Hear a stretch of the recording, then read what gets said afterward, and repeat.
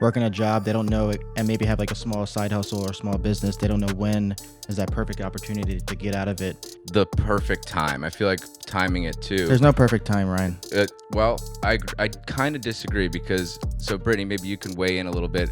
It's hard. I have agents that come to me now that have full-time jobs and they're hesitant to quit, and I understand that fear. But then they'll ask me like, should I quit? I'm like, yes, you should. Because I do think that if I would have started sooner, I would have been further ahead. If I would have done all of this 10 years ago even, imagine how much further I would have been. Welcome to the Everyday Millionaire Show with Ryan Greenberg and Nick Kalfas. All right, guys, welcome back to another episode of the Everyday Millionaire Show. We are here with Brittney Kosev. How you doing, Brittney? I'm doing well. Thanks for coming. Yeah, We're thanks for having me. here in Orlando, Florida for BPCon 2023. Whoop, whoop. Brittney, thanks for coming. So where are you from? Give us like a little background. Who is Brittney Kosev? Yeah. So I am from the DFW area, closer to the Fort Worth side.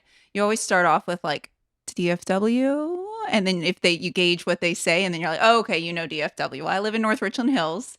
It's on the Fort Worth side. And I have been in real estate for about 6 years. And before that, I was a school librarian. Awesome. So what did that transition look like from being a school teacher to librarian to getting into real estate? Yeah, I mean, it was hard. And what was the overlap? Like how many Yeah. years of overlap did you do both? Yeah, that's a good question. So I got my license. So I started selling real estate first. I got my license 6 years ago, right about the time I was getting a divorce, and kind of figured quickly like, oh shit, how am I going to feed these kids, put them in cheer, football, all the things on a $60,000 a year salary. So I got my license and I would teach during the day, sell real estate at night, drag the kids along with me. Be quiet. Mommy's showing a house. Shh, don't touch anything. And did that for about 2 years. And after 2 years, I started making more selling than librarianing. And so I was able to quit. So one of the things that I did, I was a teacher as well and transitioned. And I often think about this, and it's like an interesting question for people like us, that what it did when you were thinking about quitting your full-time job was obviously like a scary thought. For me, I was making, at the time, I was only teaching it 3 days a week. I was starting to scale down. And even that tiny bit of money was like holding me to that job because I felt scared to leave that, every 2 weeks I was getting that money no matter what. What did that process look like for you? And how did you figure out the finances to know that, okay, I'm going to be okay with this, unknown? We all have limiting beliefs, right? Like no matter what we do, we have limiting beliefs around what our capabilities are. And one major limiting belief I had to get over is poverty. I grew up poor. And so finally, when I was teaching, even though it was only $4,000 a month, I knew I was going to have that $4,000 a month. And so really, I had to overcome that first. Like, hey, Brittney, you've done this now for 2 years and you're making much more. So I squirreled away 3 months. And I figured, okay, in 3 months, if I don't sell one house, I'll go back to teaching. And that was my biggest thing, is you can always go back. I was a great teacher. I was a great librarian. I used to present at the state level and people wanted me to be in their schools. And so I had to really tell myself that every day. I got this. If I fail, I can go back. And even then, that was still kind of a limiting belief. It was really based out of insecurity. But the great thing is I started selling and then it just kept going. And then now I can't even imagine going back into the school system. Right. Yeah, that for me, it was like the first 6 months was I need to keep making money. And then after there was like a period where I was like, okay, I'm going to be fine. And that's where I felt like I really started scaling the business because I got over being scared of not having money. And then it just kind of rocket ships from there. And isn't it crazy now? Like, I bet you don't even worry so much about money. Not at all. You know it's going to come. Not at all. Right? And I think the big thing too is like once you quit the job, the security, that is the thing that drives you to work so much harder. So hungry. Creates that fire that you need to keep going. Yeah. Yeah. My little sister came to visit me one time, and she's now actually one of the agents that works at my brokerage, and she's a full-time salary employee too now with me, which is mind-blowing that I can do that Mm-hmm. for her. But she came over one time to visit me, and it was right when I was transitioning between the two. And I had her just start texting this mass list of sellers. I was like, hey, just start texting, just copy and paste all of this, change out the name. She was like, man, Brittany, is this what you do? I'm like, hey, I have to. If one of these doesn't hit, then I can't pay the mortgage. Yeah, I feel like that's a struggle for a lot of people who are working a job. They don't know it, and maybe have like a small side hustle or a small business. They don't know when is that perfect opportunity to get out of it, and the security of having that income coming in every month, and maybe benefits that you may lose if you quit that job. It's like something else that they think about. But And sometimes they just got to take that leap. you have to take the leap, but it has to be the perfect time. I feel like timing it too. There's no perfect time, Ryan. Well, I kind of disagree because so Brittany, maybe you can weigh in a little bit. When I think about this. What if I quit 2 years prior, or what if I waited another year? I felt like if I quit 2 years prior, I didn't have the business sense that I did while working and having those two jobs. And had I waited another year, I would have pigeonholed my whole business. So there's kind of like that happy medium place where, and maybe you can give us your kind of opinion on that. Like, what do you think would have happened if you quit 1 year prior? I was thinking about that as you were talking. It was really, it's hard. I have agents that come to me now that have full-time jobs and they're hesitant to quit, and I understand that fear. But then they'll ask me like, "Should I quit?" And I'm like, "Yes, you should." Because I do think that if I would have started sooner, I would have been further ahead. I mean, I'm 37 years old. I'm going to be 38 in a few months. If I would have done all of this 10 years ago, even, imagine how much further I would have been. And so I think that I kind of agree with you, Nick. There really isn't a perfect time. But in teaching, when can you leave teaching? You can leave twice a year, Yep. right? Really, if you really want to keep that bridge safe, you only have one time that you get to leave. And so that was the window I was working with. I can leave in December. My principal would probably fucking hate me if I Yeah. did that. Or I could leave in May. And so that was the great thing about being a teacher, Right. leaving education, is you have that window right there and got to make a decision. So I think, like, obviously, I do agree partially with what you're saying, Ryan. There could be a time where it's too early to leave, but I think if the thought is in your head, that's probably the time to do it. Yeah. But I think also you individually, like if somebody came and asked me, should I quit my job to go full time in real estate? So, well, what's your risk tolerance? Also, like it's individual, right? I'm 32. I have no kids. I have a wife who's also a teacher. So, like my risk tolerance is higher than somebody that has a job, has two kids, has to support them, has to send them to school, have to do sports, whatever else. Their risk tolerance is lower. So maybe that person, that my counterpart that has more responsibilities, let's say, they can't quit right at the same time I could, because had I failed, I was only going to screw myself. Yeah. I wasn't going to put anybody. So it's interesting with you had two kids. So that's like a huge leap of faith in yourself that you had to take, knowing that, And I it got was- people responsible, It was that I'm scary responsible for. when I was actually leaving an abusive relationship about a year before I really decided to quit selling. And I had to take a loan out from Wells Fargo for $5,000. And I've never told anybody this before, by the way, but this made me think about it. I had to take a loan out for $5,000 to get me and my kids out of this really bad situation I had put us in. And to be able to pay that loan off, to put myself in that new situation, and then to say, "Oh, now you want to leave teaching again, Brittany? What are you thinking? Are you going to put your kids right back in another situation?"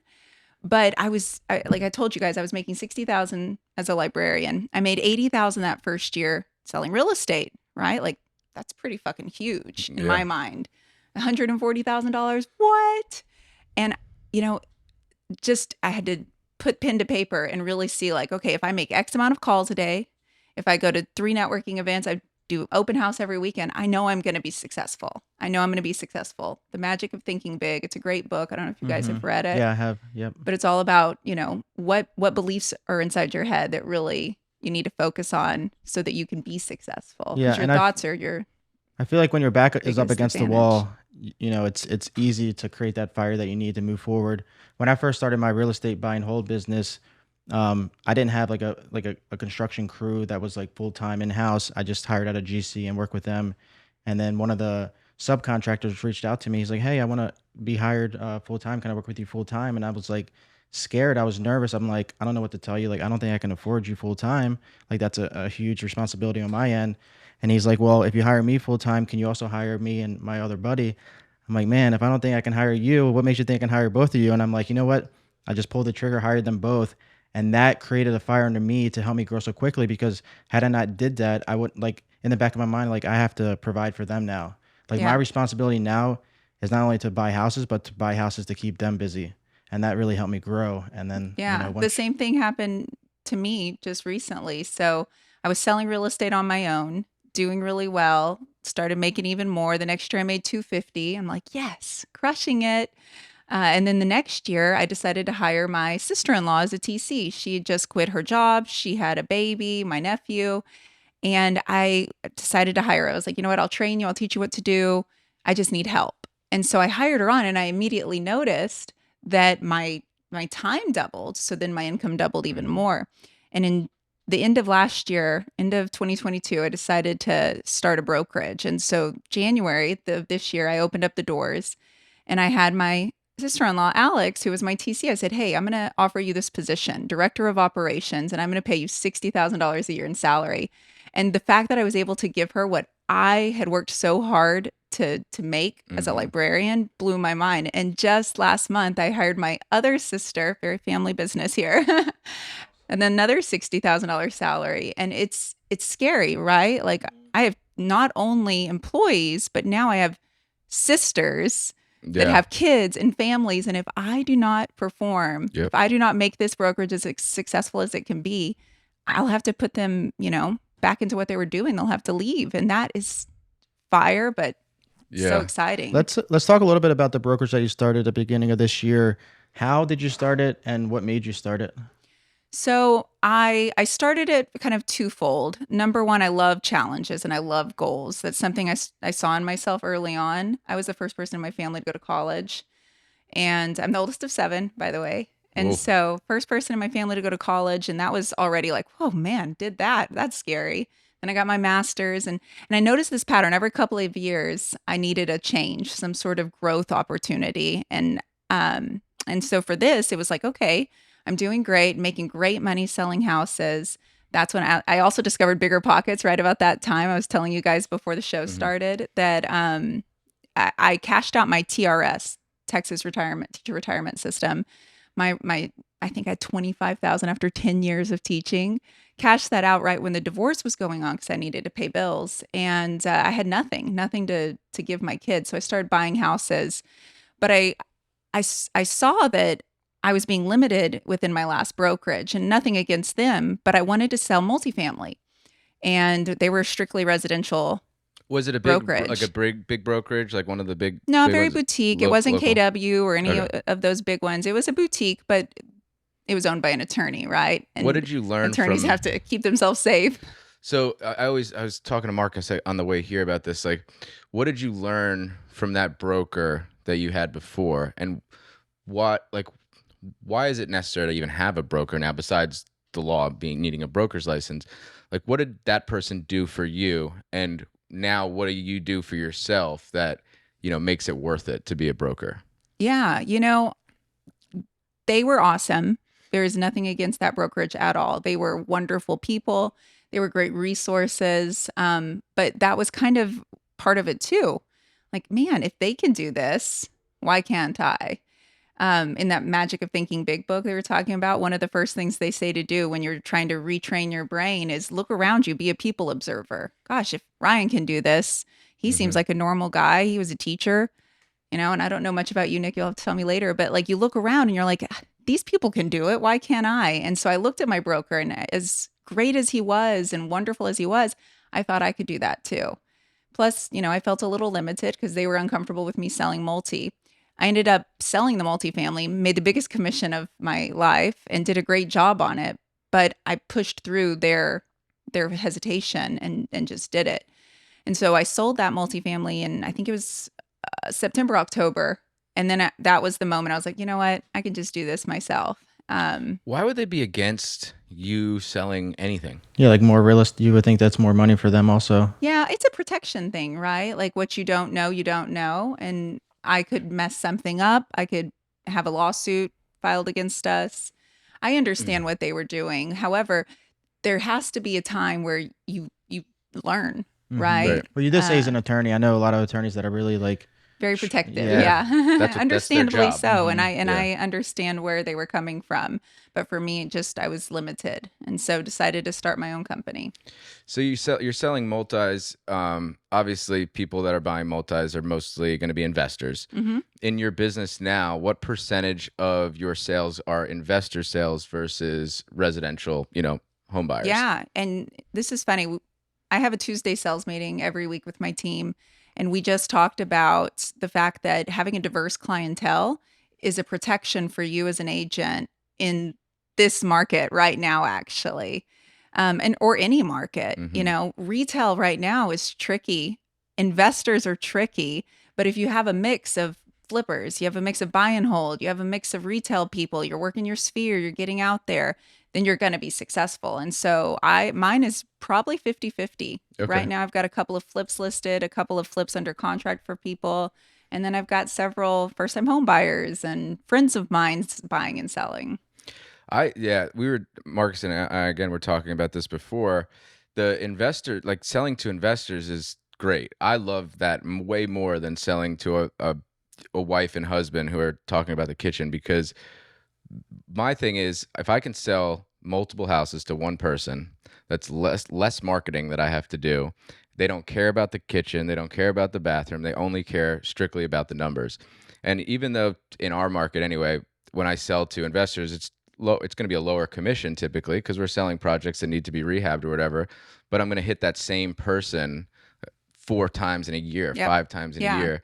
And they are only they don't even care what the house looks like because they know we're going to do most of the rehab anyway. Oh, cool. So you do it yourself. You'll help them buy it and then help them. Yeah. So my That's neat. company is vertically integrated. So we have a sales team, construction, and property management all in house. Yeah. And we call it the trifecta. So when I have a client, that I get to be their agent, then I get to be their contractor, and then I get to be their property That's great. manager, like long term.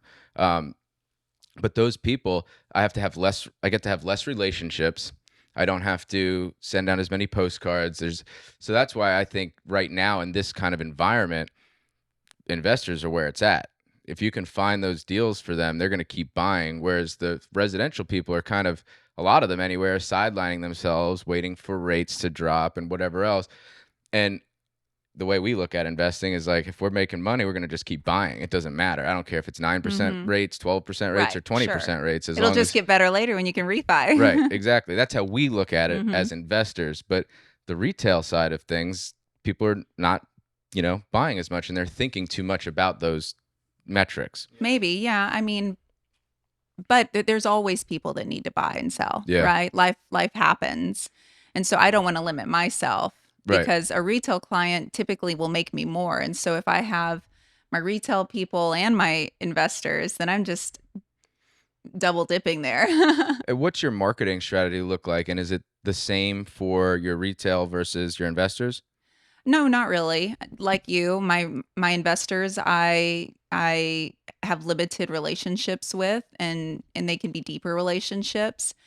My sphere, my retail.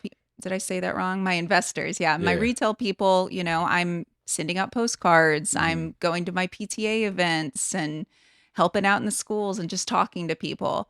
I don't really spend money on advertising except for some postcards occasionally. I work with tons. What's really been my bread and butter and what's allowed me to grow quickly and my brokerage to grow quickly is I work with several wholesalers in DFW. And what we do, we have a kind of a little partnership going. They send me the leads that don't work for them, the retail stuff, the people that are a little less motivated. And then I turn them into listings and then we give them a marketing fee for it. what does that fee look like? 20%. 20%. Mm-hmm. That's Nice. good. So what have you learned over the course of the 10 months that you had your brokerage open that you wish you would have known when you first opened it? I've learned that you can't make everyone happy. It's literally the biggest thing. I'm a people pleaser by nature, and it comes from just a lack of maybe self-confidence I had early in life. And I just want to make sure everybody's happy. Are you good? Are you good? Are you good? Are you feeling good? You Hmm. feel the love? I love you. And it's impossible to do that when we are at 30 agents now. And I try to co-list with a bunch of my people because I've got my best friend since fourth grade on my team, my sister on my team. I mean, my boyfriend's on my team, where there's just so many of us that I feel like I need to take care of these people, not my boyfriend, but just so many people. And I can't make them all happy as much as I try. And that's probably the hardest thing about being a broker, is making tough decisions, knowing that I'm not going to please everyone. Like, we got to raise caps, or we got to do this. This is a business at the end of the day, and Yeah. it's not really for Yeah. them. It's for It's us. hard because the way when you describe that, like I have friends that work for me too. I have a project manager that was one of my groomsmen. My director of operations on the property management side is a good friend of mine. I have 3 or 4 people that are really close friends that were friends prior to being employees. Have you had challenges with that? Because I've recently had some challenges with that, and I'm interested to hear somebody else that has people close to them also working with them. And what kind of Yeah. challenges do you have with that? So I can give you two great examples. My best friend Lacey, who I've known her since fourth grade, we were college roommates. We were trouble in college. I will tell you that. She and I co-listed something, and I forgot to pull her split out for the brokerage on the first CDA. So I had my assistant get the revised CD out, and I don't think she saw it. So when she got her check, it was short, and and then she texted me. She's like, "What's going on? Is this because this was a novation?" Because we work with a lot of investors. I said, "No, no, no. I just forgot." And I was in the middle of something, and I was busy, and it was all text, and I was kind of short Hmm. with her. She's like, "Are you mad at me?" I'm like, "No." "Are you mad at me?" "No." "Okay, we're good." I mean, just things like that, Hmm. right? Because they're your friend, because they're close to you, they take things differently than maybe you mean for them to come across. My Right. sister is the other example. When she came on as full time, she knows everything about me. She's my sister. She's one of my best friends. And she was like, "Are you sure you're good? Are you sure you're good making? Are you sure, Brittney? $60,000 is a lot of money. You know what? I won't take it. I'll just work for you." Stop, stop, stop. And I had to tell her, "You're causing me more anxiety than my anxiety is." Like, Right. please stop. Yeah. And since that's, you're navigating friendships, relationships, because they know you and they know you deep, that sometimes that can really affect a business relationship. Right. Yeah, absolutely. So, what is your next step? Now, you mentioned before that you need this change, you need kind of something to work towards. What's the next step for Brittney Kosev? I've kind of got twofold. So you said you've got your vertical integration going. I'm doing the same. Started a mortgage company. We service residential, retail, DSCR, investor stuff, fix and flips. And that's cool, right? Because my clients can feed my mortgage company. Are Um, you allowed? So in Maryland, they just changed that law where you're allowed to do mhm. both. Are you allowed to do Yes, both? I have to have a addendum that goes out with every contract, right? Okay. Showing that my clients realize that I could make up to X amount on this. It doesn't say what I actually make. They'll find out, of course, when they get their loan estimate. Right. Um, but I could make this, and they have other choices. So as long as we get that filled out, they understand. We're very upfront and honest about that. Did you start both of those at the same time? I started the brokerage in January, and then the mortgage company followed in May. So what percent of the clients use the mortgage company to get their loan? So right now, we have, I believe, 6 contracts going for the mortgage company, which is a pretty strong start considering we only came in May and interest rates suck right now. um, but I give all of my clients the option. I let them know, like, hey, because I'm part owner of this mortgage company, I can do some creative things with my profit to make sure you get a good deal. I always try to tell them that. Not all of them go with me, and that's okay too. And I tell them, like, hey, no biggie. I had a VA, a veteran that just, I couldn't beat it. No matter how skinny I got on my side, we couldn't beat it. And happy, I was making money on the retail side, right, on the sell. So I was like, you do you. If you got that, Hmm. that's great. I can't beat that. But yeah, probably 40% maybe. Nice. So do you have like an agent count or like a sales goal for Oh, your yeah. That brokerage? was the other thing. So the vertical integration was my one big goal, but my next goal is I would like to get to 6,000 agents in the Wow. next 6,000 agents. 5 years. Nice. So how are you gonna do that? Well, the position I created for my sister is growth and development. And so we just announced this big collaboration with Earth to Orbit. Rob Stein, he's out of Austin, where we have BK University. It's like a training platform that we now offer to our agents. So it's just offering things like that, really making sure that the agents are taken care of, and we have a great culture. And so it's going to grow naturally. What's I the just name of know the it will. brokerage? BK Real Estate. BK Real Estate. So I have an interesting, just general business question.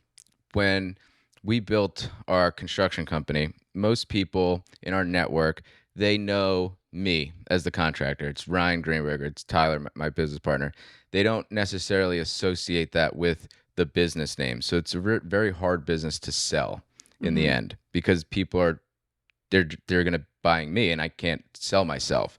What do you do to brand your business so people know BK Real Estate and not just Brittney Kosev?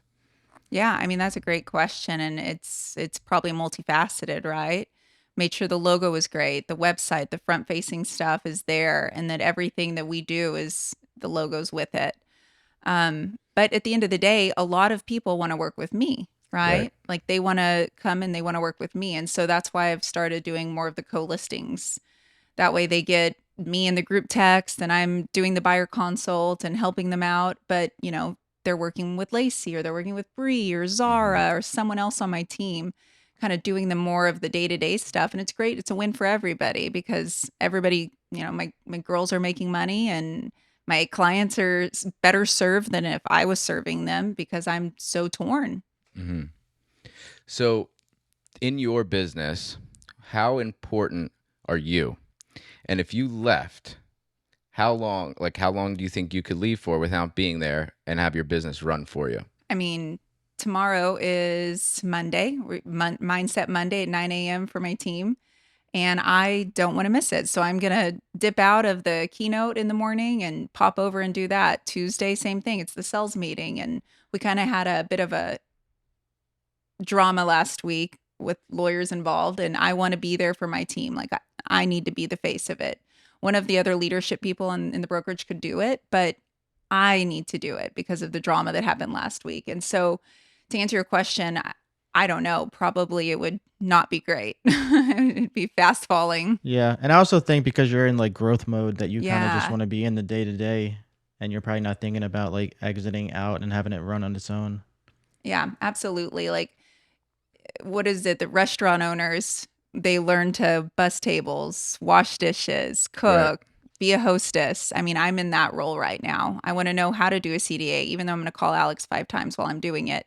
I need to know how to create this content. I need to understand everything so that hopefully someday when I get to that 5-year mark and 6,000 agents and 30 million a year in revenue, I can be up here just watching and hopefully going to the pool more and massages more and spending more time with my kids. Yeah, I just asked that because I feel like, entrepreneurial people, they like that to be in that, that position, that leadership position. But also, one of the goals should be how can you buy my time back, right? And that's a huge 100%. thing. And even if you're going to buy your time back to start another business or to do something, I just see people, and now we're all pretty young, but I see people that have owned these businesses that are so deeply involved in it that they literally can't retire. They get Yeah. stuck working for this business, and they're just an employee, even though they own it. They're just an employee, and it's always interesting to hear other people like, what if your time doubled, what would you do with it? And that is it's a hard question to answer because like. I don't want to go just get massages and go to the beach. Like, Yeah. I'd probably start another business. That's true. I say that, but I know myself. And it's every couple of years I start getting that itch. Right. So, yeah, basically, like, what are you doing? Are you taking steps to put other people in positions to do Yeah. some of the things that you're doing to hopefully open yourself up to do your title company? And because that's the thing. Like, if you wanted to start a title company, you have to have more time than you have right now. Right. And how do you create that time? Right. You got to, there's something has to give. We only have 24 hours a day. Yeah, and I had an option, and I still have it. In DFW, I love Scott Horn and Susan Tierney. I don't know if you guys know them. They're really big in the owner finance world, and I wanted to start a title company with them, but I had to tell myself no. And I sat Susan down. I was like, Susan, I love you so much, but I think this is where I need to start. So we're doing profit sharing for now. Just I do not have the capacity, even though it sounds easy. It's one more thing. And starting the mortgage company really taught me like, hey, for this to be super successful, you have to be invested more. And when you say yes to something, you say no to something else. Yeah. So Yeah, it's always hard for people like us that just want to do everything. I want to start this business, I want to buy this business, I want to do that. But having that, self-control, almost, it's like being an addict almost, right? Like I'm like addicted to doing the next thing, building that next business, but having that self-control to say, no, I gotta niche down, I gotta really just focus on this. It's a really, really hard thing to control when all you can think about is what's that next thing we can do? Like, what can I buy next? What can I do? If I had 10 more minutes a day, what would I do with it? And it's an interesting question to ask because we talk to a lot of people. Yeah. And all of the people that we talk to are pretty much typically, entrepreneurial type people. And they all kind of have the same answer. Like, I wouldn't go get massages and go to but I don't know what I would do next, but I'd be doing something productive. Yeah. So it's cool. What else you got, Nick? So talk about your investment properties that you have and how you started getting into that. Yeah. So before the podcast, I was telling you that I started Bigger Pockets. Really, I feel like changed who I was as a person. Listening to their beginning episodes where it was like, this person went from 0 to 100 and X, and she was just a librarian. I mean, there wasn't an episode like that, but pretty much that was the old. That was the premise. The old premise of how they did things, and that was so inspiring to me. Because no matter how much money I was making selling real estate, if something happened to me, if I died tomorrow, what are my kids, a single mom, what happens to them? I need to give them something. Right. And I will tell you, I'm shitty in the stock market. I'm horrible with that. I don't know anything about any of that, but I do know a lot about houses. So do you think that's a thought that a lot of people miss out on? And what I mean by that is like, there was a time 6 years ago where I'm thinking like, I see the life cycle and how everybody does the same thing over and over again. I'm like, I got to break that cycle. Like I need to do something to create passive income. That's when I started thinking about real estate. You said that you started thinking about it because, you want to leave your kids something. Like, I feel like there's a lot of people out there that are just, they don't get that thought. And like, they need that thought to think about, if I don't work, I'm not going to be making any income. I need to find a solution for that. There's, in Texas alone, we're going to grow by 7 million people in the next few years. Okay. That's like equivalent to another DFW, another San Antonio. Yeah. And I wanted to touch on this because Texas is one of those places that's blowing up like crazy. And we're in a boom, and, but to what you're saying, those 7 million people that are coming here, how many do you think are going to be successful? Very few, because the majority of people aren't proactive. They're not going to get on Bigger Pockets, or they are, and they're going to have, what is it, analysis paralysis, where you just sit in the deal for so long that you never make it happen. And so you have to educate yourself, but coupled with that, like Grant Cardone says, you have to have massive action. And at some point, my very first house I bought, Brandon Turner said he buys his kid a house, right? I remember in one of the episodes, he bought his daughter a house and teaches her all about appreciation and how to be a landlord. So I bought my kids a house. I bought it in a small town called Wichita Falls, Texas. It's a tertiary market for us in DFW, and I bought it for $21,000. Didn't see it. It had a tenant in there, $550 a month. I'm like, hell yeah, that's 2% all day. When I went to go see it for the first time, thankfully I had a friend with me, another investor who had a gun, because I had to go with a gun to pick up this rent. So that's my son's house. And then I quickly was able to buy my daughter one in the same town. And then I showed them, after I finally evicted that guy, fixed it up, put another 40 into it. It was then worth 100, put an R-lock on it, a revolving line of credit, which is a great loan product for people that are needing to get some income to buy other properties. And was able to buy several more because of that. And now I've taught my kids, right? Debt service, how to be a landlord. It's been great. So, and how old are your kids again? So my son's 13 now, my daughter's 11. Are they interested in the idea of real estate? Because I've been trying to get my wife to be interested in it, and we're driving around. I say, this is our house. Like we own this, trying to teach her about it, but she's a third grade teacher. That's what she does. She doesn't care about real estate. How do you motivate your kids to like want to learn at 13 years old what you're doing and why it's important? I don't know if you saw this. It was like a funny video. It was like a viral video. It was a kid. It was a dad talking to a kid, and he was like, I have $1,000 cash for you right here. And it was a young kid, not 13. Or I have this Oreo. Which do you want? And the kid grabs the Oreo. Yeah, He's like, that "I want the Oreo." emotional intelligence is huge. So right? how do you motivate your kids? Like, do you teach them about it? Do you say, hey, Yeah. this is your house. This is how much money you're making? Like, how does that work? Yeah, there's a little bit of that, right? We drive over there, we look at it, we walk it, we talk about the numbers. Last week was fall break, which is a stupid thing that they started doing, by the way. They've been in school for like 2 months. Yeah. We already get a break. Yeah. Teachers deserve it though, so that's fine. I took the brunt. But I made my kids listen to Mindset Monday at the Tuesday sales meeting. Like they need to just sit, be quiet, and listen. Whether they absorb it or not, just like your wife, whether it takes, I don't know, but I'm doing everything I can to show them the value. I want my daughter, my son, I see in them the potential to take this over someday. Whether or not they want to is up to them. Yeah, that's as a teacher, when I was kind of transitioning out, I started teaching, and that's what started this podcast, really. I started teaching some financial literacy to kids, and I taught in a lower income area, and I was teaching this 5th grade class, and I saw like some of their eyes light up, and they like started asking questions. They were super interested, and then other kids like, couldn't care less about learning about it. But when you see that like potential, I feel like, teachers in general don't do a good job of teaching financial literacy, mostly because most of them are broke. Yeah. So when you're teaching your kids and stuff, how are you doing it where are you like telling them everything, like the breakdown of everything, or just like a general like, hey, we own this house, we collect rent?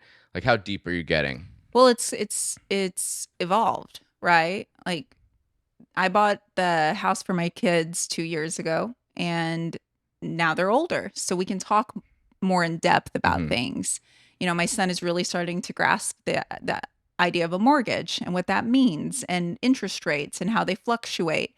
And so with their maturity, we've been able to go into deeper conversations. Yeah, and you guys know better than a lot of people, because you were both teachers, that the school system doesn't teach that kind of stuff. So it's very important to and teach your kids that. Not to get into too much, but nor should they. I mean, our education system needs to focus on core stuff. It's parents' responsibility to really dive deep into financial literacy, emotional intelligence. Yeah, but see, the thing that I disagree with there a little bit, and I don't want to get too in the weeds with the teaching thing, is like where I taught, there weren't parents. They weren't there to teach their kids financial literacy. I'm going to teach my kids. You obviously taught your kids. You're probably going to teach your kids. 100%. But we're not the norm. So I feel like the school system has some responsibility to teach about at least basic finances. Like we're learning all this stuff about Christopher Columbus that half it's in the textbook's not even true, but they don't know how to write a check when they graduate high school. Yeah. Which is, maybe a bad example now because not too many people are writing checks anymore, I guess. But like just simple stuff like that. Or how to balance a ledger. Yeah, they don't know what a profit and loss is. They don't know just basic stuff where those parents didn't teach them because they didn't know. It is hard. Taught. And I understand. I taught 4th grade in Louisville, Texas, right on the corridor of Interstate 35. And all of my students spoke Spanish, and I was English immersion. And so they needed a hug in the morning. Like that's what they really needed. They needed the Friday backpack full of food.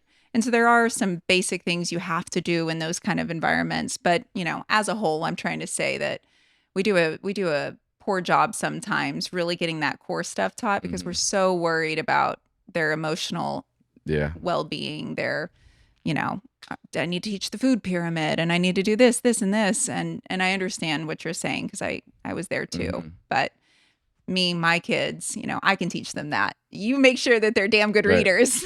Right. You make Yeah. sure they understand algebra. Yeah. Well, I think that's all I got, Yeah. Brittany. I appreciate you coming out. One last thing. Oh, you got Fast more. forward, it's BPCon 2024. Where's Brittany at right now in her business? I'm hustling. Give me some numbers. Give me some numbers. Where you at? Okay. We are number 286 out of DFW brokerages, which is huge. There's over 5,000. We have beat out my friend who's back here in the background, her last brokerage.